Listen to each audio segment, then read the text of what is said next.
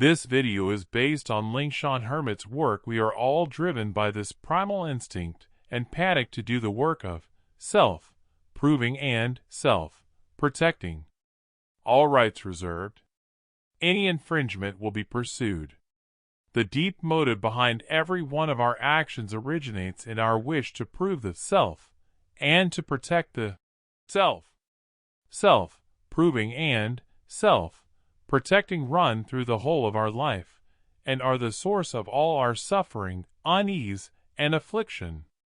From Richard the Lionheart to Margaret of Anjou, to Van Gogh, Genghis Khan, the first emperor of China, Mussolini, the Beatles, to the vendor hawking fried potato patties and a bread roll on an Indian street, and on to every single one of us.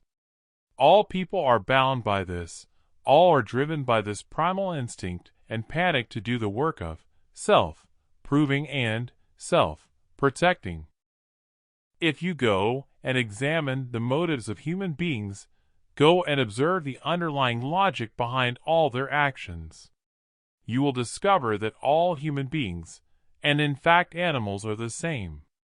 All sentient beings are the same, are in truth doing these two things at every moment without cease. So long as they are still awake and still breathing, they are sniffing all the while. Sniffing out those things that can be used to prove the self, and sniffing out all those things that might constitute a threat to the self.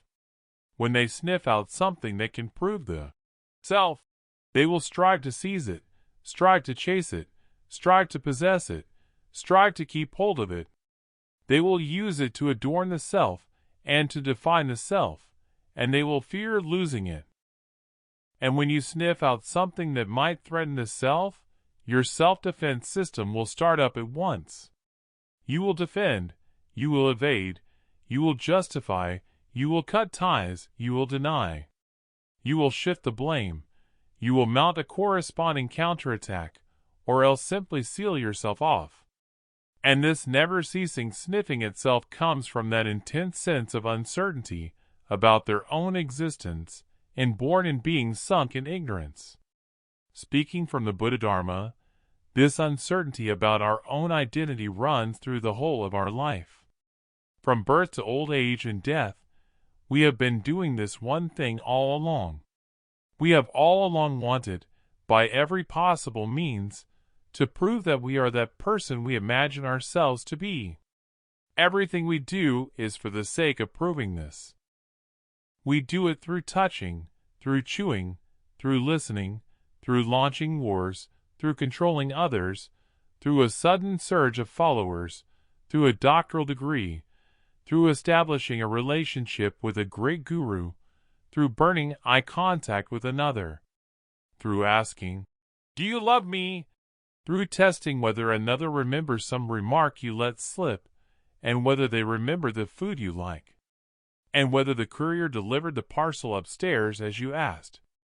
Through all these we experience and reinforce our sense of existence. Speaking from the Buddha Dharma, all of these are symptoms displayed by our intense uncertainty about our own existence. This sense of uncertainty and insecurity has accompanied us from the very beginning of our birth, and it drives us ceaselessly to test the response of the outer world. Through ceaselessly testing the response of the outer world, through ceaselessly establishing connections with the outer world, through ceaselessly asking, "Do you love me?"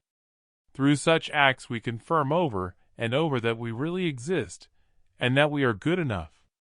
As ordinary beings, we are in truth always in a panic of uncertainty about our own existence. We will, through the psychological satisfaction produced by feedback from the outer world, through establishing dualistic relations with outer objects, and sometimes even through fantasies of a triumphant comeback, or even through suffering and through enemies, reinforce and repair our sense of existence, of reality, and of security. Through these we prove that we really exist, prove that we have worth, prove that we are right, prove that we deserve to be loved, prove that we have not lost, prove that we are the person we take ourselves to be. And this self, which must be ceaselessly proved again and again, protected again and again, adorned again and ceaselessly defended and explained away, is the very center of the whole samsaric life of every ordinary being. All our actions, thoughts, and words revolve around it. All our thinking and speech and behavior serve, directly or indirectly, to prove the self or to protect the self. According to the Buddha Dharma, what we fear most is nothing else. Not being bullied, not being abandoned, not having our video posted on a pornographic website, but non-existence, being forgotten, vanishing utterly into smoke and dust. So the greatest humiliation and injury we can inflict upon a person is not to attack him with words, not to destroy his body, but to ignore him utterly, to pay him no heed whatsoever. When you utterly ignore a person and pay him no heed at all, that is, for him, the most fatal blow to his own sense of certainty, because this amounts to a direct negation of his existence. According to the recorded history of Buddhism, once in the past, when the Arhats heard Shakyamuni Buddha expound the profound teaching of emptiness, 5,000 among them withdrew from the assembly outright. And in the records of Tibet, when the Venerable Adi Shah was expounding the knowledge of emptiness, 2 bhikshus in the audience were so frightened that they covered their ears, dared listen no further, and left their seats. According to the masters of the past, beings whose merit and virtue are insufficient will, upon hearing the teaching of emptiness, give rise to intense dread and terror. This arises from that deep fear of the self not existing. A fear like that of the floor beneath your feet suddenly vanishing, of everything you could rely on and grasp vanishing utterly as well, so that you cannot catch hold of a single thing. This is also the reason why the true Buddha Dharma is unwelcome and can never become mass culture excluded. Of course, is that Buddha Dharma, which has been tampered with and had seasoning added according to people's tastes. Because the true Buddha Dharma almost never says the things you like to hear. Compared with the Buddha Dharma, Western culture and mass culture are forever enticing you, guiding you, pandering to you, encouraging you. They will say you deserve to have it, will say you are a good person, will say never mind what others think of you, will say everything is going to be all right, will say that if you had this, or that you would become better. Whereas what the Buddha Dharma says is, no eye, ear, nose, tongue, body, or mind. No forms, sounds, smells, tastes, tactile objects, or mental objects. No wisdom, and also no attainment. Although the masters who transmit the Buddha Dharma will at times draw you in by some skillful means, you are not very likely to hear from your Buddha Dharma teacher such words as, everything is going to be all right, or, your pectorals look great. What you may hear instead is, in fact, your pectorals cannot stay that firm forever, or, those pectorals you take such pride in have in fact never existed. You will hear, with each passing day your life is diminishing. For beings such as us, these things are not easy to accept. We like to hear lies, like to be praised, like a full measure of emotional value. We do not like naked truth, and we like still less to be seen through. So there are very few who can accept the true Buddha Dharma. Most people do not even want to hear about impermanence, let alone emptiness, that ultimate true reality. Someone may perhaps bring up the popularity of Vajrayana Buddhism in Chinese society at the beginning of the 21st century. That great vogue for the Vajrayana some years ago was, to a very great degree, because the public did not truly understand the Vajrayana. They were merely drawn by certain things within it that seemed capable of satisfying the self, and not drawn by the true teaching. Because of certain misunderstandings, The Vajrayana at the beginning of the 21st century attracted a great crowd of people who were following a trend. The irony is that it is precisely because these people never truly practiced, never truly received the tempering and the discipline that come from a Vajrayana master, that they were able to keep their confidence in the Buddha-dharma and in the Guru at all. Once they truly began to practice, once they were truly placed in the furnace of the teaching and scorched, their confidence would swiftly vanish. So what they were drawn to was in fact that Vajrayana of their own imagining, which indulges the self, indulges greed, hatred, and delusion, and requires no remedying of the afflictions, and not the true Vajrayana teaching. Such a Vajrayana is mild in its attitude toward greed, hatred, and delusion, and has no objection whatever to any of their transgressions. But that is not the true Vajrayana. That is merely a Vajrayana, distorted and annexed by their self. Because of habitual tendencies from beginningless time, we are accustomed, in whatever we do, to having a goal. We are accustomed to having a result, accustomed to having a process, accustomed to having props, accustomed to having something gained, accustomed to having to do something. Even in our practice there must be a nirvana, a liberation, a rainbow body waiting for us in the distance, and without these we grow deeply uneasy. We are accustomed to visualization, accustomed to reciting mantras, accustomed to the feel of the bell and vajra in our hands. We are sunk deep in the habit of having to be occupied by something, of having to do something. So we are drawn to the gorgeous and many-hued deities of the Vajrayana, drawn to the shaking of bells and the beating of drums, to the dancing five-colored cloths and the play of light and shadow. But we are not accustomed to that state in which there is nothing whatever to lean on, in which one does nothing at all, and is utterly weightless. This state throws the self into panic. It makes us feel we have nothing to hold to and nowhere to land. This is precisely why, within the Vajrayana, doing nothing at all is far more difficult than doing something, because we like that feeling of, I exist, all phenomena exist. We like it when someone sends us a message, like it when someone is jealous over us, like it when someone straightens our collar or wraps a scarf around us, like the crackling fizz of cola in the mouth, like the smell the sun leaves on the quilt, like touching the mottled stone pillars of a temple, like the feel of bare feet on grass, like the smell of green grass and of money. We like this sense of solidity. These things that we can touch, can lick, can lean upon, and through which we can feel ourselves really to exist, are the things we like, and are also the food by which the self sustains its life. So from the moment we are born we are striving to seek out those things that let us feel we exist. From the moment we are born we begin seeking a sense of security and a sense of existence. And our chief sense of existence comes from attracting the attention of others. From the loud wailing of infancy to pearl ear studs, YSL lipstick, pointed toe shoes, TikTok dances, and on to the high empowerments of Tibetan Buddhism and the first cup of milk tea in autumn.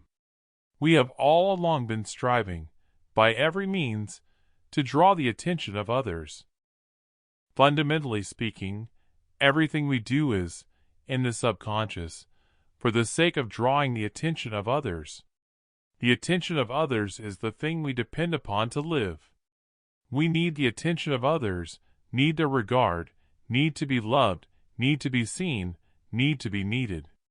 For our self, these things are as indispensable as air and water.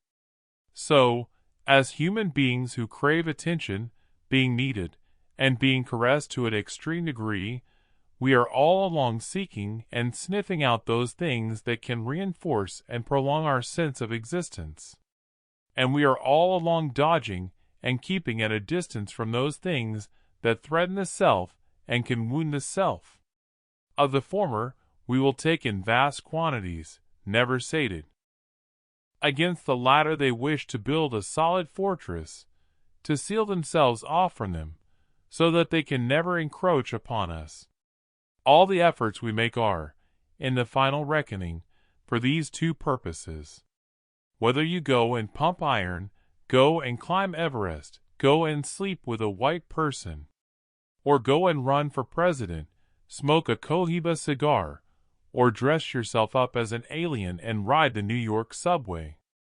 All of it is in fact for this purpose. But why do we do this?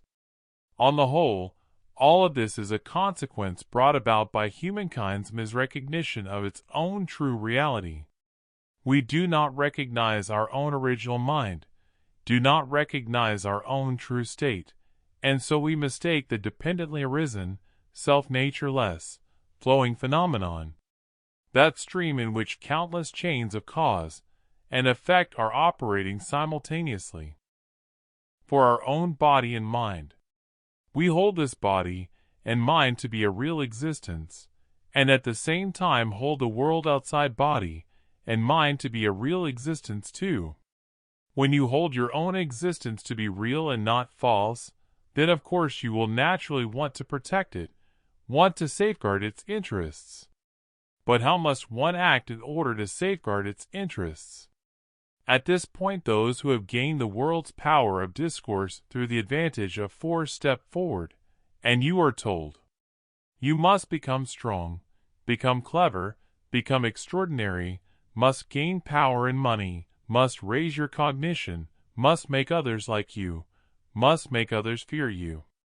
We are taught in this way, and so we want to make ourselves strong and clever, want to be extraordinary, want to become different from everyone else, want to draw the eyes of others, to make others like you, to make others fear you. To achieve these ends, human beings will make all manner of efforts, from forging a full suit of protective armor, to launching wars, to maintaining an aloof coldness and displaying one sharp edge, to studying Carnegie and psychology, and on to having oneself surgically remade into the likeness of a horse. And the most fundamental reason behind all these efforts is simply that we have a self, clamoring to be fed, although the self does not really exist. We suppose the self really exists, and so we need to do all in our power to take in every sort of thing that can nourish the self in order to keep this self alive. We need the dread of others, and we need the adoration of others. We need the reverence of others, and we need the consolation of others. For the self, all of these are the food it most needs, and finds most nourishing. They are the clear proof by which the self can distinctly feel its own existence, and they are also the needle and thread and the cloth by which the self narrative gets woven. The moment you open your eyes in the morning, the first thing you do is look at your phone to see whether anyone has been looking for you, whether there are new likes. Basically, this is the outward manifestation of that sense of uncertainty within us. Speaking from the Buddha-dharma, our inner heart is in truth always in a hungry state of awaiting proof, always in a mild panic. We need all sorts of proofs to prove that our existence is a fact and not false. On the surface, you are looking at your phone. In fact, you are looking to see whether you are still being needed by the world, whether the world has already overlooked you. This is in truth the first cup of milk the self must drink in the morning. It is the breakfast by which the self proves its own existence. If no one has sent you a message, and no one has liked your posts, and no one cares about you, you will feel a little panic. You feel as though you have been abandoned by the world. And to be abandoned by the world means the cutting off of the self's food supply. I once heard that some people's health fails immediately after retirement. That is in fact because the supply of what they were accustomed to was cut off. Their self had grown accustomed to being needed, and had not yet grown accustomed to not being needed. In those dozen and more hours from getting up until falling asleep, we are interacting with the world all the while. You brush your teeth, you fix your hair, you reply to messages, you stuff into the washing machine the clothes you forgot to wash yesterday, you observe yourself in the mirror. You have to go downstairs, have to walk, have to hail a car, have to take care not to be hit by a delivery rider on his bike. Have to consider how you will explain last night's business in a while. And have also to think out how to make the ride-hailing driver understand politely that you do not wish to talk with him. The busyness produced by this frequent interaction with the outer world, along with the noisy intrusion of all manner of forms, sounds, smells, tastes, tactile objects, and mental objects, will let you forget that panic for a while. That primordial panic that arises from the self's non-existence. And so much of the time we will try to keep ourselves busy all along, because once we are idle this panic will well up from the bottom of the heart. It will appear in our mind like a moth spreading its wings, opening and closing within us. Once a human being truly becomes idle, he will feel somewhat at a loss, will come somewhat undone, will feel somewhat panicked. So we will keep ourselves as busy as possible, let ourselves be occupied by all manner of things. Even going to the toilet, we must take our phone along. Young people nowadays may not know that in the age before mobile phones, people would read magazines on the toilet, would read newspapers and books. Some, having truly nothing to read, could read the instruction manual beside the toilet over and over several times. We experience our own existence through interaction with the world. We confirm our own existence through watching live streams, through conversation with others, through our own face in the mirror, through the jolting and shaking of a car and the wind pouring in at the window, through interpreting the look in others' eyes and the words others speak. In the last few hours of the day, we talk with our family about the most explosive piece of gossip we saw online. Talk about where the heaviest rain has fallen these past days. Talk about how Trump has become the food truck president. These conversations leave us fully content, make us feel that we really exist, make us feel that the world is real and warm. And this feeling gives us a profound sense of solidity.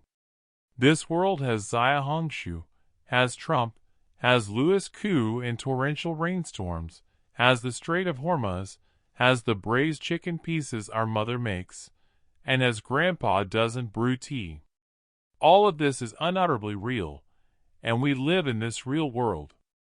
And this real world in turn indirectly proves that I really exist.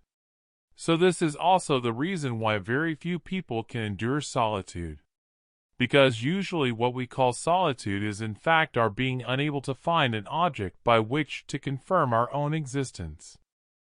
Unable to find an object that can continuously occupy us and keep us so busy that we cannot think. Solitude compels us to face ourselves, to examine ourselves, and this is quite enough to throw many people into panic. Interaction with others lets us temporarily obtain the feeling of our own existence, obtain the feeling that the world is very real, and that we ourselves are very real. This gives our self narrative its most powerful support. And our self thereupon appears unutterably real. Whereas solitude places us at the very edge of the real, and lays wholly bare all those false appearances we had labored to achieve. Buddhist masters often praise solitude. They call it the first light of wisdom, because being alone gives you the chance to look at what you are actually doing, to look at what your own body and mind are doing, to look at what your own self is doing, to look at how your consciousness operates and how it deceives you. For most modern people, this is an exceedingly rare and precious opportunity. As a modern person, You are occupied all the while by all manner of things, and it is very hard to have any chance of solitude. Even if you have no friends, the phone has already taken over most of the functions of a friend. Even if you live deep in the mountains, so long as you have a phone, you will be occupied all the same. You will be drowned by information rushing at your face, drowned by work and tasks, drowned by short videos, and by the emotional content that platforms push at you. The phone has taken over the role of a friend. It is charged with feeding yourself, charged with making you feel that both you and the world really exist, charged with ensuring that you have no chance whatever to examine yourself. As modern people, we are all along busy establishing all sorts of dualistic relations, busy chasing all sorts of higher-grade forms, sounds, smells, tastes, tactile objects, and mental objects, busy letting ourselves be occupied by all manner of things, busy feeling all manner of things. And this makes us ever less able to be alone, ever less acquainted with our own mind. So many modern Buddha-Dharma masters say that if you can sit down, even if only sitting, you have already vanquished 99% of the people in this world. As being swayed by ignorance, our desire for self-proof is exceedingly strong, and our desire for self-protection is likewise exceedingly strong. At every moment without cease we are sniffing, searching, and seizing at things in the outer world in order to consolidate the self. We sniff, we search, we seize, we chase. And when we sniff out those things that can threaten our self-proving and self-protecting start up simultaneously. From the day we were born, none of this has ever stopped. We have all along been busy with self-proving and self-protecting. But how did all this begin? Speaking from the view of the great perfection, all of it begins with our ignorance. Begins with the claiming of appearances that ignorance brings about. Begins with our taking ourselves and the world to be real existences. We take ourselves to be a real existence, and take all phenomena to be real existences too. And this begins with our claiming as our own every event that occurs in our own body and mind. The rim of your right ear itches a little. You hear someone downstairs opening a car door and starting an engine. You feel a throbbing pain in your finger. Another strange thought has arisen in you. These phenomena occurring in your body and mind, whether sound or tactile sensation or thought, are originally only appearances, only occurrences, only phenomena, only the temporary appearing of what is dependently arisen, without self-nature and flowing. If you do not interfere with it, do not claim it, do not do anything at all, it will come of itself and go of itself. It does not belong to you, nor has it any essence. All phenomena are originally the natural manifest unfolding of awareness, and your being able to know phenomena and to experience phenomena is likewise the natural function of awareness. The intrinsic awareness that knows phenomena and the phenomena themselves are originally non-dual. But the wretched thing is that, in the very instant these phenomena appear, you grasp them as real and slice them into me and my sensations. And so a phenomenon with no essence whatever, and a you with no essence whatever, turn into, I heard a sound, I had a thought, my finger hurts. But from the standpoint of the great perfection, no sensation whatever is you. Pain is not you, itching is not you, thought is not you. They are not you, nor are they your experience, nor your story. Just as a cloud has never been the sky. Because if you truly go and look, you will discover that there is no real you, nor is there any real phenomenon existing. No real sound, no real pain, no real thought. But because we have a powerful habitual tendency of grasping things as real, any phenomenon, the moment it appears, is swiftly captured by consciousness and claimed as my sensation, claimed as a part of me, and then woven into my story, arousing our greed, arousing our hatred, arousing our loves and hatreds and entanglements. From the standpoint of the great perfection, we are in truth all along collecting forms, sounds, smells, tastes, tactile objects, and mental objects. We collect these in order to assemble a real world, the better to prove our own existence. Even if you are sitting there seemingly doing nothing at all, you are still collecting all the while. You will collect the expression on each person's face, collect the sound of a phone falling to the floor, collect the smell of shampoo and hair oil and perfume mingling on the head of the girl sitting beside you. Collect the cool feel of the air conditioning blowing against your legs. Collect some funny remark you suddenly recall. These collected forms, sounds, smells, tastes, tactile objects, and mental objects are, at every instant, woven by our seventh consciousness into the great net of the self, story. And these hundreds of millions of fragments of forms, sounds, smells, tastes, tactile objects, and mental objects together compose, for us, a real, perfect, touchable world with texture. A world in which there is a me and also a him, sunlight and a timer, an esports hotel, and beaches, and dreams of the future. For us, this is the evidence that the world is really existent. This unbroken claiming and collecting runs through our whole life, making us feel the world to be unutterably real, and at the same time reinforcing again and again our cognition that we ourselves really exist. This claiming and collecting is the important fuel that keeps our samsara rolling onward.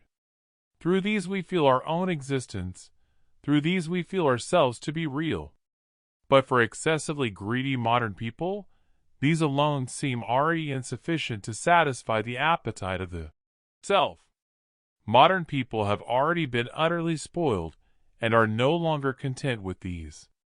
Compared with people of 100 years ago, the modern person's threshold for the existence of the self has already been tuned to an extremely high degree.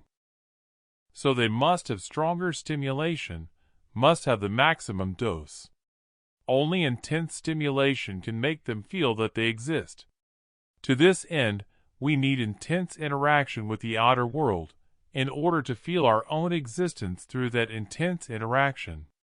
And so over the past 100 years and more we have invented the Wimbledon Championships, invented combat sports and skiing and street racing, invented lotteries and casual hookups and carbonated drinks, invented concerts and bullfighting and the Olympic Games, invented live streaming and Facebook, invented doctoral degrees, invented heavy-flavored videos and the Super Bowl.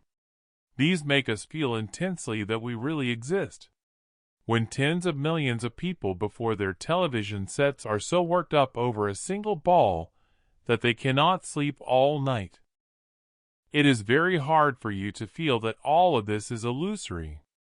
To be in the midst of a crowd can supply us with an intense sense of existence, can make us feel that our own existence is beyond all doubt. But in the end, these too are merely powerful anesthetics invented by humankind. When everything has subsided into silence, when everything has dispersed, all your solitude and all your need for self-proof will come back upon you again. Because you can never feed the self full. You can only anesthetize it temporarily, but it will soon wake, and you must go on filling it continuously, without a moment's rest. The instant you stop, suffering will come rushing at you. And because you have already developed a strong drug tolerance, next time you must use a more stimulating, more powerful drug to arouse your sense of existence. So the greatest suffering of modern people lies in this. No matter how we wish to prove ourselves, we seem never able truly to prove ourselves. No matter how much time we have spent, how much knowledge we understand, how many things we have bought, how many followers we have, we cannot feed the self full. The self will at most quiet down for a few minutes, and then it will lock onto a new target. You must run yourself ragged, and never once rest in order to satisfy it even slightly. Besides being unable to prove the self, we are also perplexed that, no matter what we do, and no matter how strong we are, we can never truly protect ourselves either. A sense of insecurity accompanies you always. You will discover that no matter how much we wish to protect ourselves, no matter how strong and inviolable we dress ourselves up to be, and no matter how much money and power you have, we can never truly obtain security. Not only have you not become safer, in the very process of making yourself strong you have on the contrary drawn upon yourself a great many enemies, and drawn upon yourself greater troubles. You are compelled to begin defending and counterattacking, and your defending and counterattacking draw yet more enemies, sinking you into a dead loop that can never be resolved. Usually, self-protection is a folly by which a person, out of an intense sense of insecurity, pushes himself into a still more insecure situation. We feel insecure, and so we strike first. We dress ourselves up bearing fang and claw, making ourselves look utterly ferocious and inviolable, hoping thereby to frighten the other party, and make them think better of advancing. Or else we simply seal ourselves off entirely, and have no dealings with the outer world. This too is a form of self-protection. Many of humankind's mad deeds arise from the mind that wishes to protect itself and to prove the self. The more they wish to protect themselves, the more they wish to prove the self, the more it shows that they are afraid and inwardly hollow. And the more afraid and inwardly hollow they are, the more they will commit mad deeds that push them into a blind alley. The demon king will make sure to block off all your roads, make sure to drive you into that blind alley. He will exploit your fear, exploit your self-protection, exploit your persecution mania, make you injure everyone, and finally place you in a desperate strait. Many ordinary people, in order to protect themselves, in order not to be defeated in their standoff with the world, in order to maintain their curated persona of being absolutely right, will go and study history, study politics, study psychology and investment, study human nature and the rules of society. Study every sort of stratagem, study the diegeting and conspiracy theories, and all manner of techniques for socializing upward. But none of this will truly help you, because all these bodies of learning are founded upon a superficial cognition of the world. It may be said that most of them are the cognition of people who understand less than 1/10,000th of the world. These people are a little stronger than the average person, but they can still see only the coarsest causes and conditions, and cannot see the subtle ones.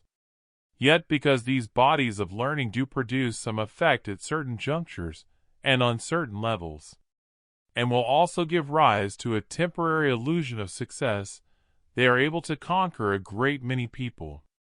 These temporary successes will make you produce the illusion that you have already mastered the pith instructions for taming the world, until the world delivers a savage punch to your lower belly. I have seen many practitioners who, after being taken in hand by their teacher, will fall into a state of self-protection. They will curl up in their own burrow and feel that this is very safe. This is precisely what I mean by the folly of pushing oneself, out of an intense sense of insecurity, into a still more insecure situation. Contrary to what they imagine, what can truly protect you is in fact a total withdrawal of your defenses. A total opening up, in which you no longer make any defense, nor put up any resistance. Because in the end, you will discover that there is no really existing me that needs protecting at all. The more you defend, and the more you seal yourself off, the more flustered you become, and the more will wretched things happen. This self-protection will sink you into extreme tension, slowly corroding your confidence and your practice until it collapses entirely. When you begin to grow tense and protect yourself, you open a door for the demon king, letting him manipulate you. You begin to defend, begin to pretend before the guru that you are doing very well. Begin to prevent the things you do not want to happen by making yourself smaller and more transparent. These things proclaim the end of your practice.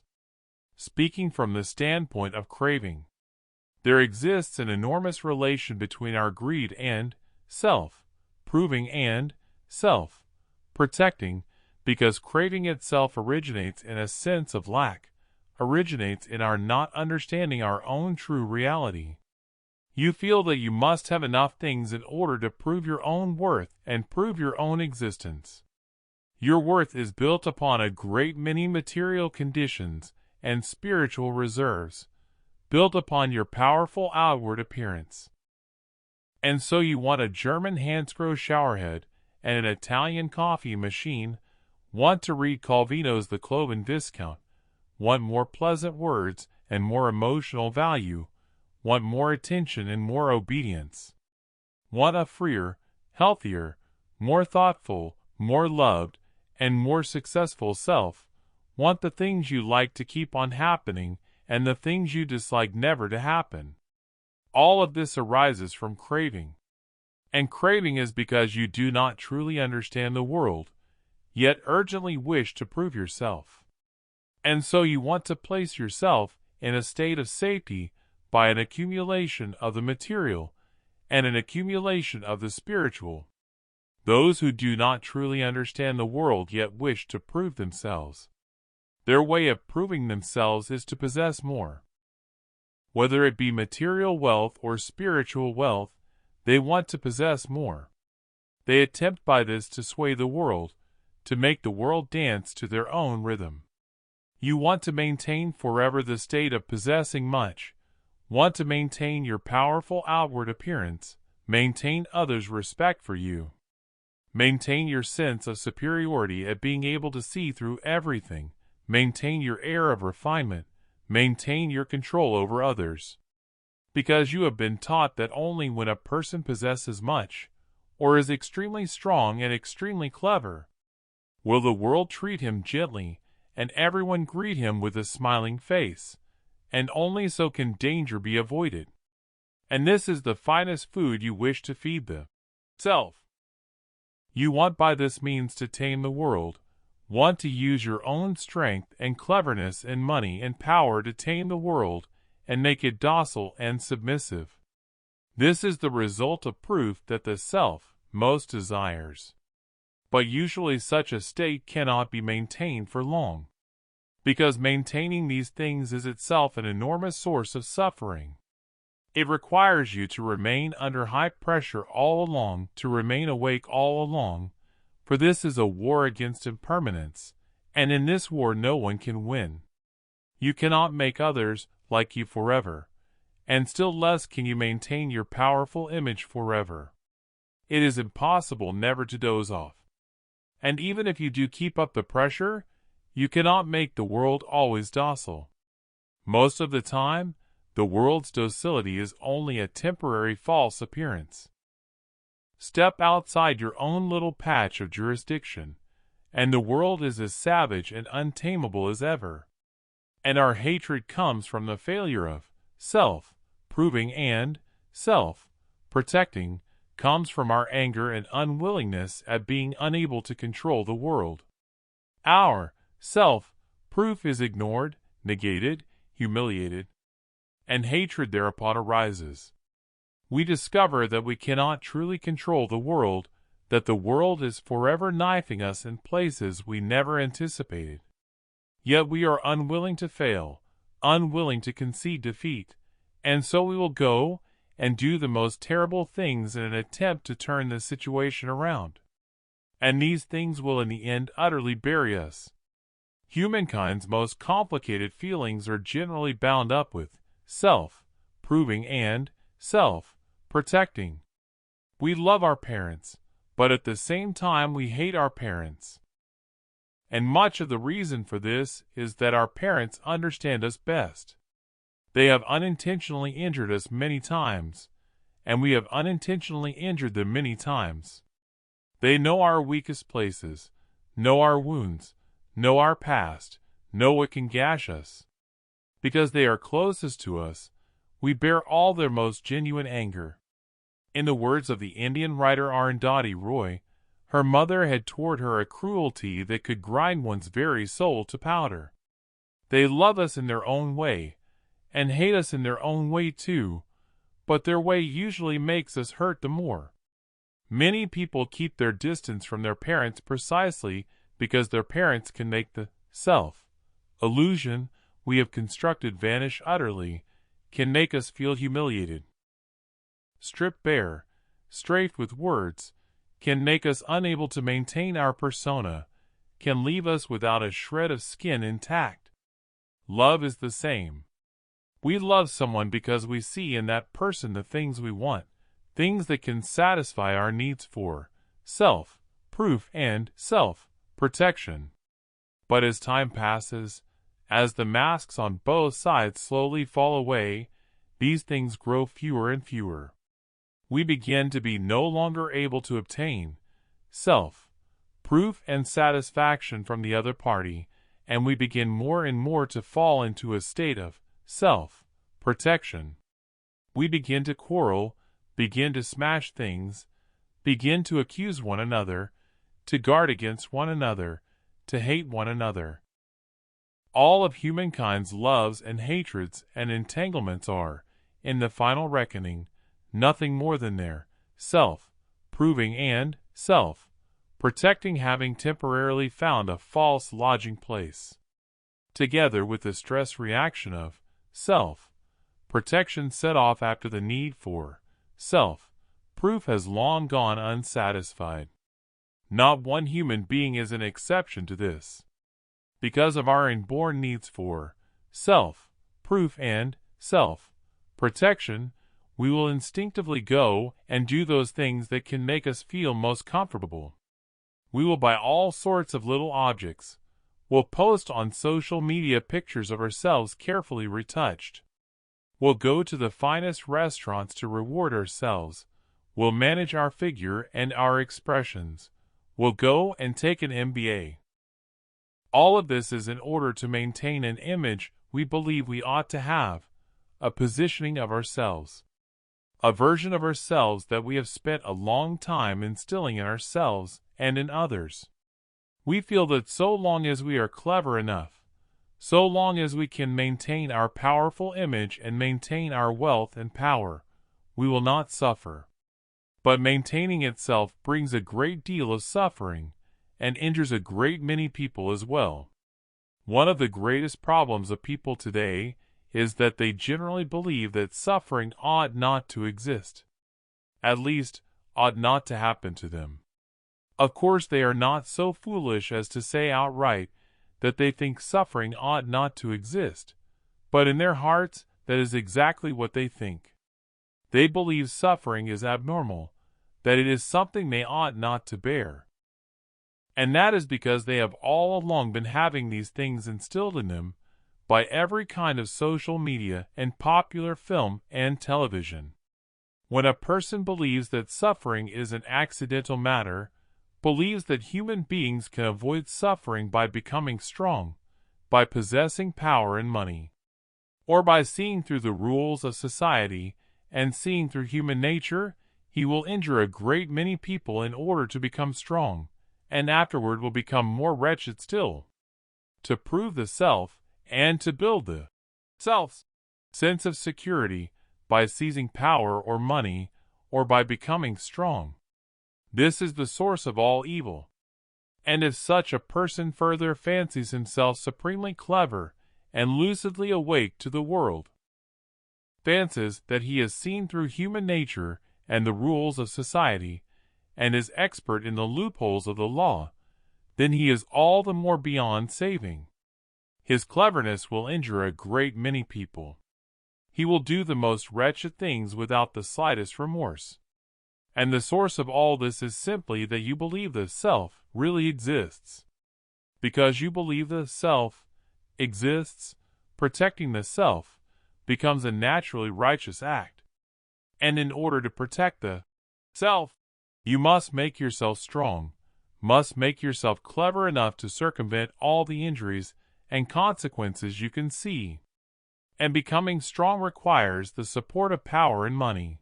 So you will do all in your power to make yourself more powerful and richer. In the process of making yourself powerful or rich, you need to do many things. You must pretend to fall in love with someone, must play the virtuous wife, must pretend to be one who neither contends nor grasps, must perform continuously, and sometimes must also drug others, or sleep with those who can help you.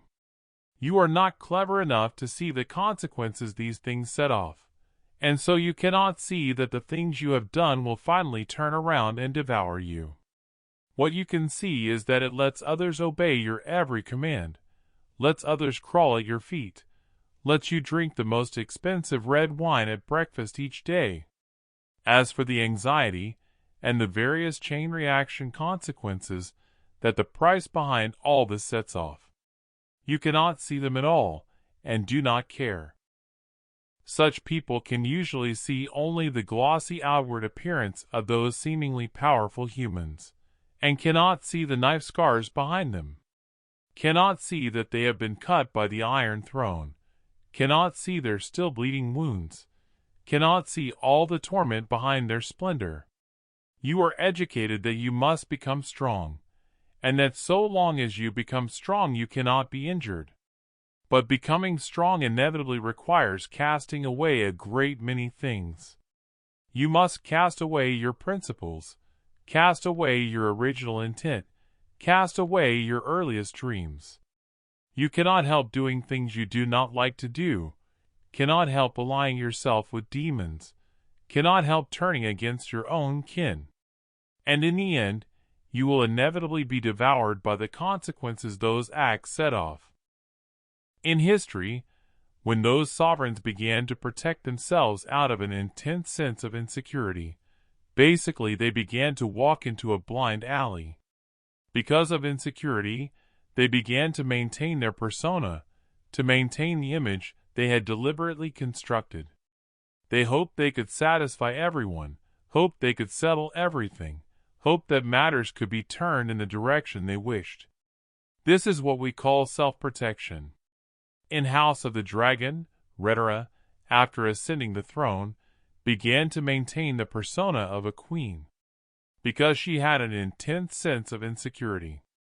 She had not been blessed and anointed by the High Septon, and she faced a situation in which there was no money to be had, with only a few people acknowledging her. All these things were closing in upon her, making her feel ever more that she must assume the stern posture of a queen.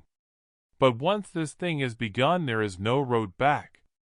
Every day she must appear sterner than the day before, and cannot slacken in the slightest.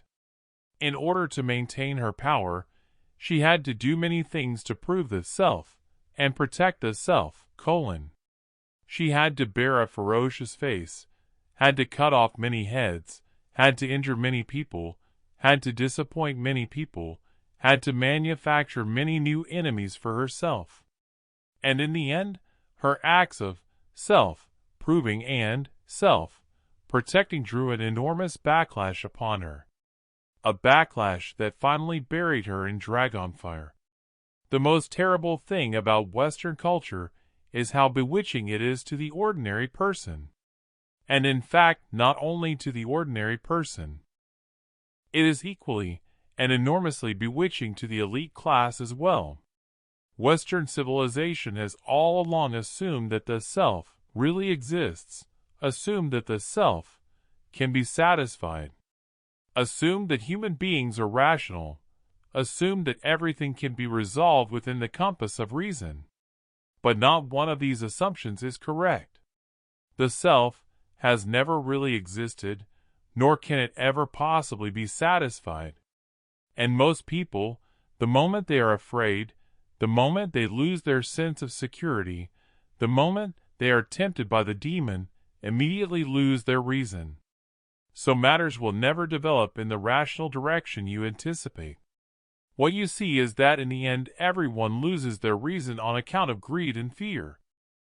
Western civilization is built upon these foolish assumptions, and so its way of happiness is to have you maintain something that has never existed, which is, I am afraid, the hardest job in the world, and also the most impossible task to complete. Because you believe the bad check that Western civilization has written, your whole life long you are waiting upon that great beast the self. You must feed this great beast without cease, unable to rest even a moment, and in the end you will be devoured by it for the sake of maintaining it. It may be said that this is Western civilization's greatest deception of humankind. They have set up for everyone a goal that is fundamentally unreachable, and then made you go and realize it. But this goal simply cannot be realized, because it is like saying, "Go and fill up the ocean, and then you will be happy." I will not say that all our suffering is caused by Westerners and by Western culture, because that is not the fact. According to the Buddha-dharma, our suffering arises because of ignorance, arises because of our misrecognition of phenomena and our grasping them as real, and not because there were such people as Voltaire, Russell, and Diderot. They are not formidable enough to manufacture the suffering of all humankind. Although they are not the fundamental cause of our suffering, they are assuredly accomplices in it.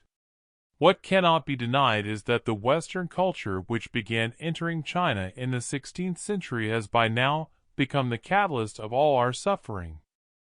In former times, before Western culture invaded Eastern society across the board, we too had a self, had self-grasping, had expectations and fears, wanted to live a good life, and had murder, adultery, and war as well. But in those days people's desires were exceedingly limited, and the invasion of Western maritime civilization over the past 100 years and more has magnified all this countless times over. It has magnified the desires of the ordinary person in the East countless times over, and has thereby manufactured for us countless new sufferings. Because modern Western culture places almost no restraint at all upon desire and the self, and they have never regarded desire and the flaunting of the self as improper.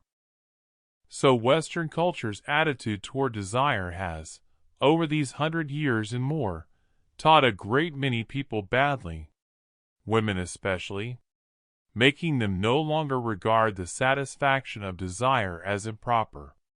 And for us this amounts to adding countless multiples of leverage on top of the suffering we already had. Westerners have manufactured countless goods and services, and they proclaim that using these goods and services can bring you joy and happiness. They have given you countless choices, which are in fact countless temporary anesthetics. They gave you Coca-Cola and fried chicken, gave you the clothes dryer and the water purifier, gave you social media and condoms and navigation apps, gave you consumerism and sports leagues, gave you the credit card and the convenience store and installment payments, gave you Marilyn Monroe, individualism, and the cinema. They gave so much, and so efficiently, that you really came to believe that this was humankind's ultimate road to happiness. But more choices usually do not mean more joy. They may mean more suffering, mean more dissatisfaction, more grasping, more expectation, more plunder and killing, more deception, more betrayal, and more artifice and cunning and hypocrisy. So what you now face is desires several million times more numerous than those of human beings 100 years ago. And what you must satisfy is a maw that can never be filled. Open a shopping website at random, and the shampoo alone runs to thousands of pages. This was utterly unimaginable 100 years ago. 100 years ago, people had no shopping websites. They could only wash their hair with soap, and so their expectations and their suffering were far fewer. Warren Buffett said in an interview that he regarded his enormous new yacht as a new burden and a source of trouble, because to manage that yacht, he would need to employ a crew team of 50 to 60 people. These people might steal his things, might covet his wealth, might harbor ill intent, and might also disagree among themselves. You do not know what they have done in the past, and still less do you know what they will do in the future. So all of this was new trouble and burden for him. What I find strange is that only by this point, only in the 21st century, did he think through what Buddhism understood thousands of years ago. The Buddhist masters say, if you have one cow, you will have the troubles and afflictions of one cow. In the past, Lord Russell had a famous fallacy. He held that variety in all its unevenness is the wellspring of happiness. But variety in all its unevenness will not make you happier. Variety will only set off more desires in you, and in order to satisfy these desires you must toil far more than before. You must work harder, must snatch things from the hands of others, must think out how to maintain a greater number of relationships, must think out how to hold on to your wealth. And all of this is in order to maintain your having more opportunities of choice. Most people believe that more opportunities of choice means that they can fly first class, can send their children to Eton College.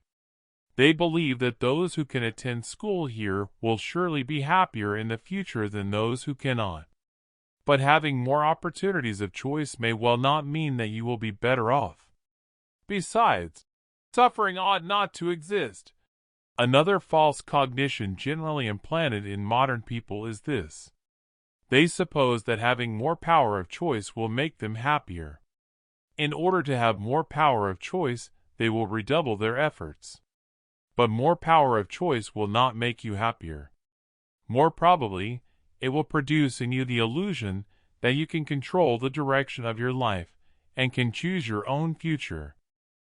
And although this illusion will in the end be forcibly terminated by reality, before it is terminated it has already brought about a great many consequences.